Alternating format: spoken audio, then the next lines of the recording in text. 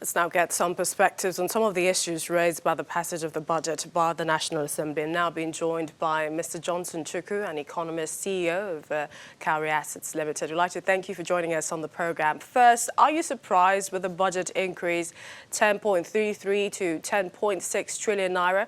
Are you happy with the appropriation priorities? Well, let's start on the first part of your question. Am I surprised at the increase in the budget?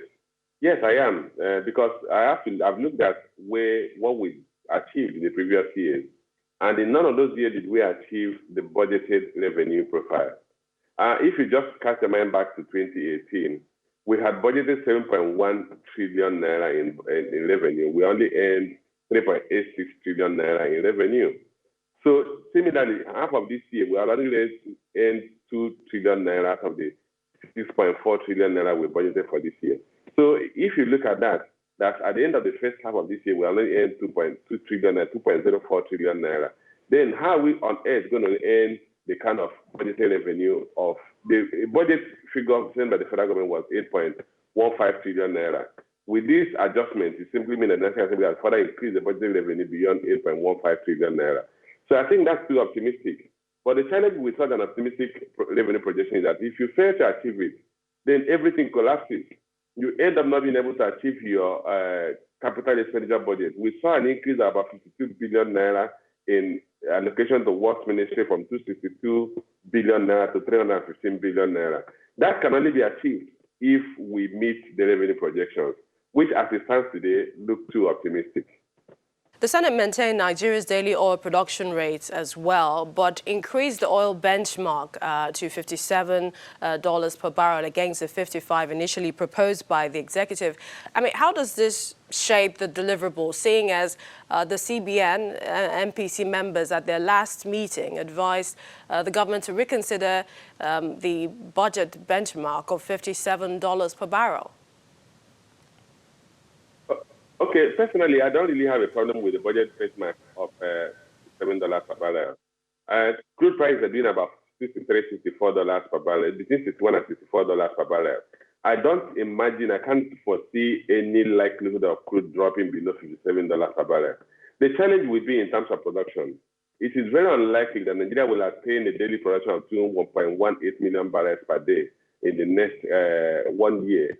If you look at the last quarter report from NDF, crude production was only 2.04 million barrels. And that's the best we've achieved in the past 5 to 6 years. So with such figure as 2.18 million barrels per day, it is unlikely we will achieve our revenue projection from oil revenue.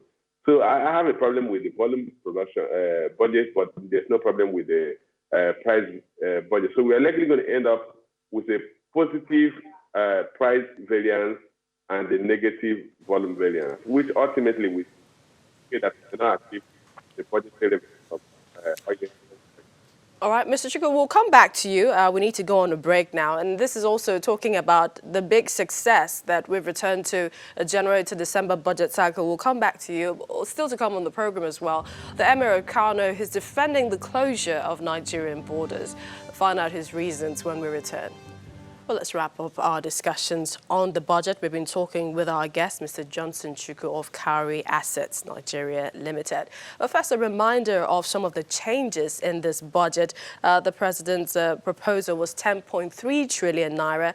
That increased to 10.6. Now, a few of the differences include 264 billion naira difference. We have the statutory transfers that also got a little increase as well, 556.7 billion naira to 560 billion naira. There was a reduction in recurrent expenditure from 4.88 trillion to 4.84, and debt service increase of 2.4 trillion to 2.7 trillion naira. Back to you, Mr. Chukwu. When you look at some of these parameters, some of these changes so far, would you say that this is a budget that can work for the common man, for the benefit of all Nigerians? And for most of all, what they've said is the budget thrust of the government and sustainable development, essentially. You know, what works for the common man is the investment in infrastructure. You did point out that the budgeted amount for infrastructure remained at 2.4746 trillion naira. And that, for me, is what the man on the street is looking for. Where are we doing the new roads? Where are we doing the highways? Where are we doing the hospitals? Where are the schools? So what matters most is what goes into capital expenditure. And as it stands today, the challenge with the capital expenditure, though it's not even material, if you look at the budgeted expenditure of 10.59 trillion naira, and you have a budgeted capital expenditure of 2.46 trillion naira, which is basically less than 25% of the budget.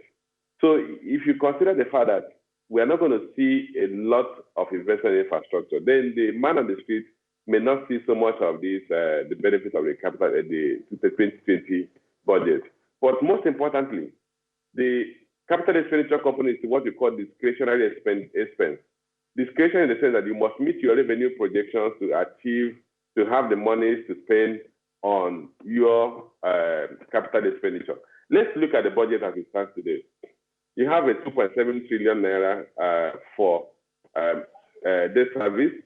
You had another 4.84 trillion naira for recurrent expenditure. So between those, the debt service and recurrent expenditure, you already have more than 6 trillion. You almost have more than 7 trillion naira. So of the 10.3 trillion naira you are budgeted to spend. So you really have minimal headroom. So in effect, you must have achieved a revenue projection. You must achieve a revenue about 7 trillion naira to have anything left for capital expenditure. All right. So some of the issues that the government and National Assembly should be looking at. Come again, please. So I'm like, some of the areas that the National Assembly and government should be looking at to indeed provide the necessary development for the country.